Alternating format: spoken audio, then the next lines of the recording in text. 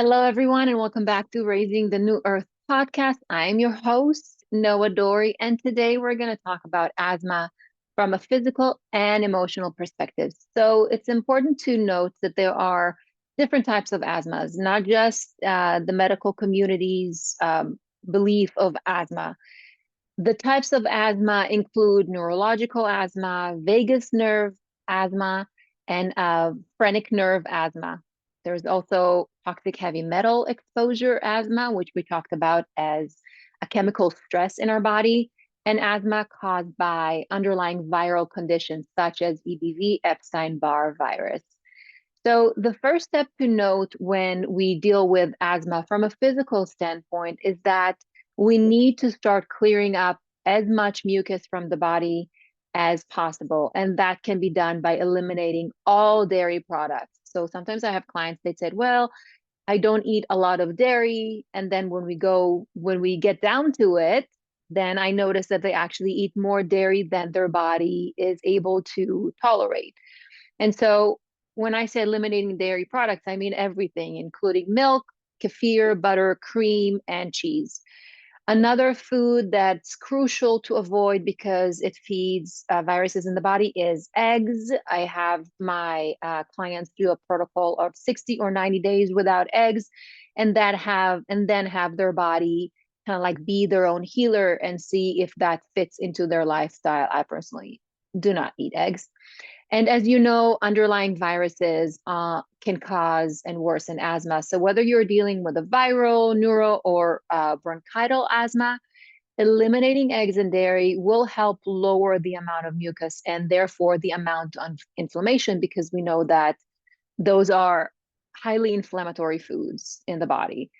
Additionally, removing cheap processed foods such as canola oil, GMO soy, and pork will also help the path of healing.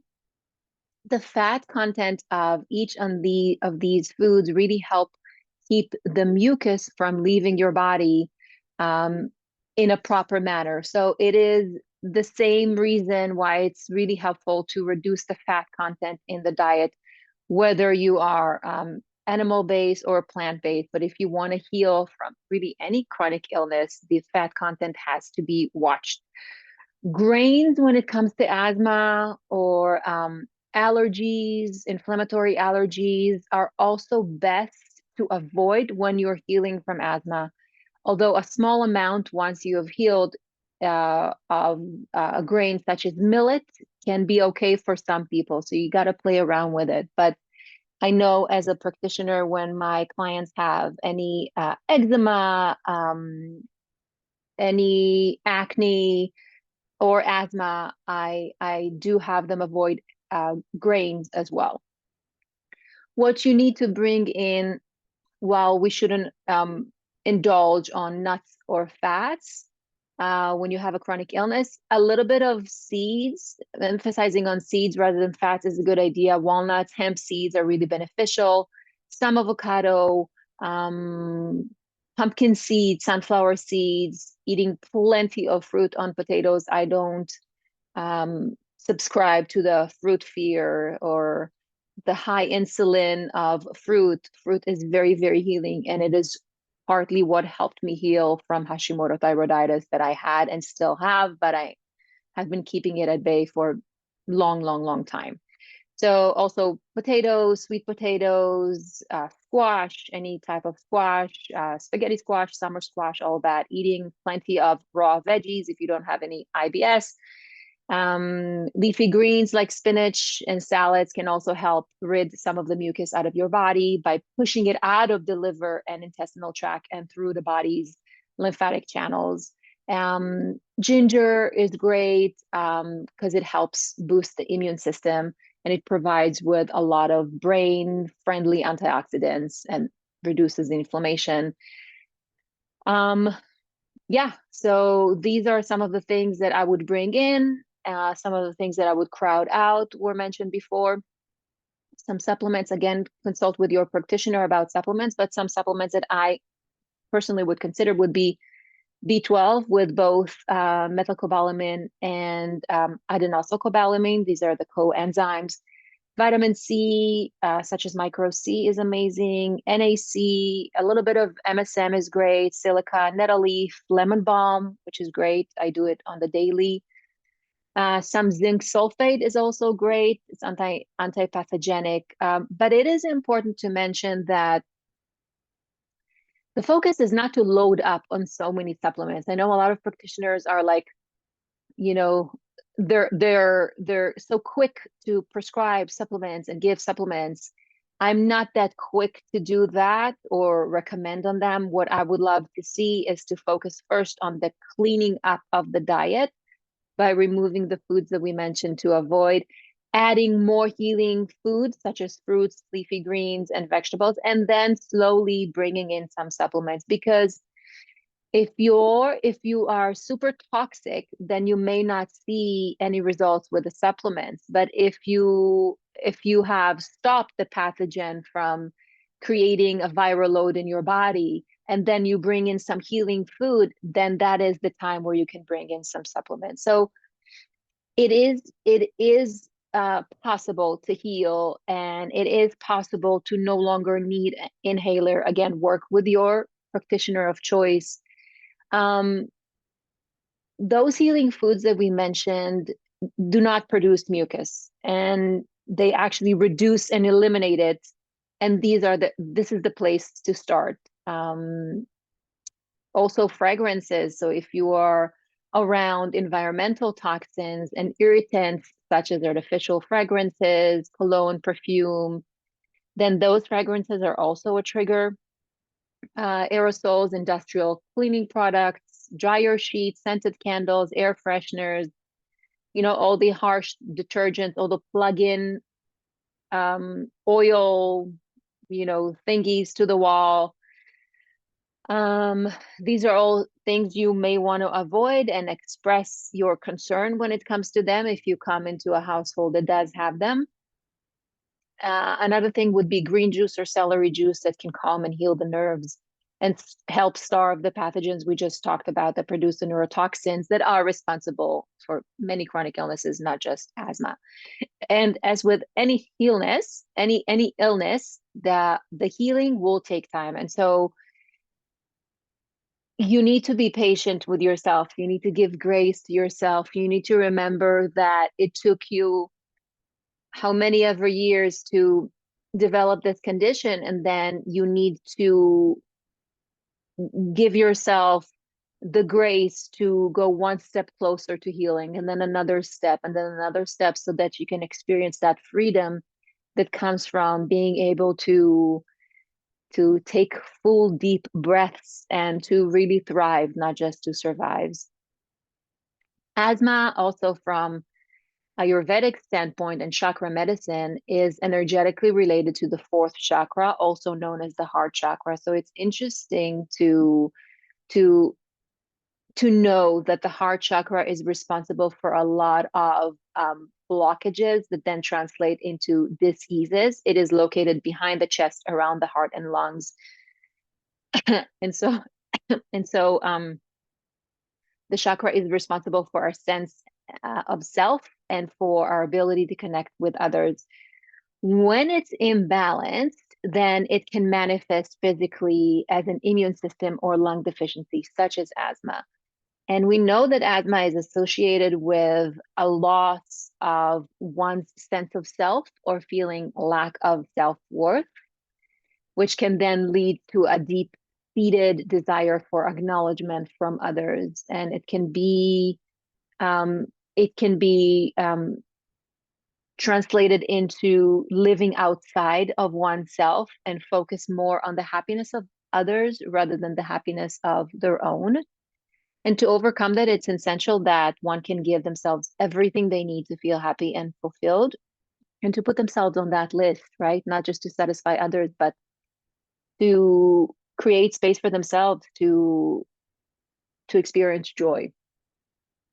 So in Ayurveda, the imbalances in kapha, which is where the lungs are associated with, the kapha dosha, can lead to respiratory issues, particularly during cold, wet seasons transitioning from winter to spring.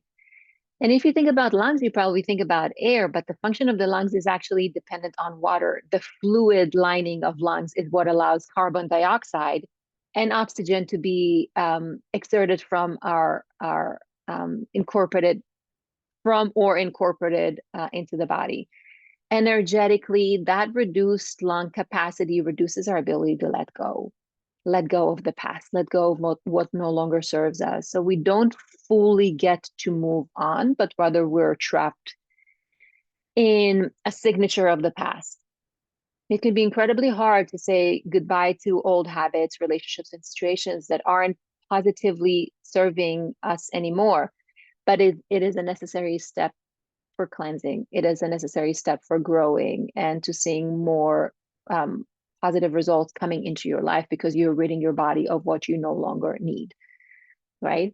Asthma is known to be very constricted to the breath and amongst other things can cause chest pain. So that holistic thought known as the heart chakra is something that I would have my clients focus on, on top of the physicality of removing the foods, introducing supplements, and having other healing foods come into their regular diet. But the traditional TCM, traditional Chinese medicine, just like Ayurveda, refers to the lungs as the space where we hold our grief. So perhaps you felt this. Perhaps you felt a loved one passing, or you had a major disappointment or trauma in your life. It might have felt like the air was getting knocked out of you. Right? There's a feeling like you're crumbling in on yourself like an aluminum can. So the grief then accumulates and blocks the lungs, and exhalation and letting go is almost impossible to do because of that blockage that we have. In TCM, the lungs are also the center of our chi, our life force, and we need that life force to have proper movement related to this in order to feel alive and well again. We need that proper movement in that chi, in that life force, the vital energy that is within us and inside of us.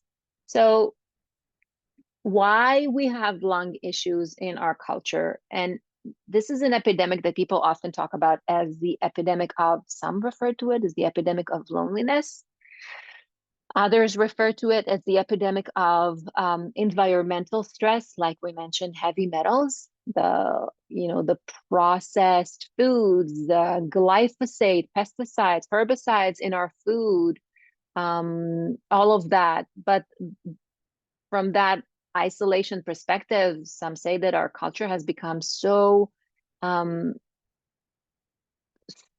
isolated and screen driven that we spend more and more times with our phones. We spend more times with our phones than we do with our loved ones. We spend more time on TV and Netflix and less time connecting to people that we love, even within our households. So this causes an imbalance in the heart chakra as we lose the sense of true community in our lives. Now, I just had a conversation with my mom the other day, and she said, I love the fact that I can, through TikTok or whatever social platform that she's on, I can enter the lives of other ones and not feel so lonely. And then I opened the discussion and saying that I don't believe from seeing recent studies that it releases the sense of serotonin and releases the idea of camaraderie. I don't think that it releases the neurochemicals to the brain the same amount, or if at all. Whereas when we are with our community, with our friends, it absolutely does. It absolutely creates the joy hormone that we thrive on. So, right, there's two sides of the coin. I mean, as far as my mom's concerned, she loves, her TikTok community. And I love the fact that she doesn't feel so lonely. I just don't think that it can take the place of real community, real basking in one's energy, right? And I also think that we have such a divisive culture, and if we reveal our true opinions, we might be rejected by the group. It can cause someone to, not want to be with us. And so we leave the comments to cyberbullying. We leave the comments, we leave the talks to, to us typing it rather than us saying it in a way that it's not derogative, in a way that it's not so emotionally driven, but a way that can, can be understood through the lens of love and compassion, right?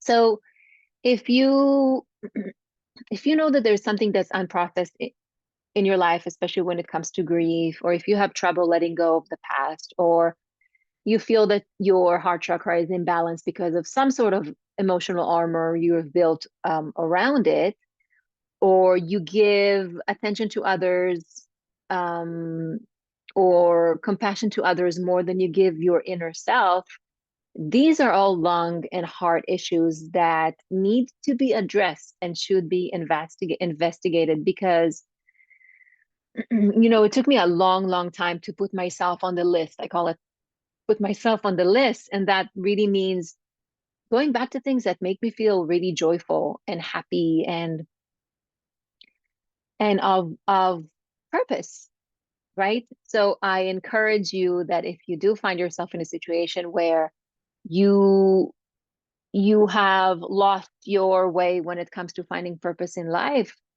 try something new. Bring about the community, hit up your hit up your best friend and ask them to go on a hike with you, or or do something that you haven't done in a long time, even if it's been 10 or 20 years. Like, who cares? Do something that will make your heart chakra feel at its utmost joy.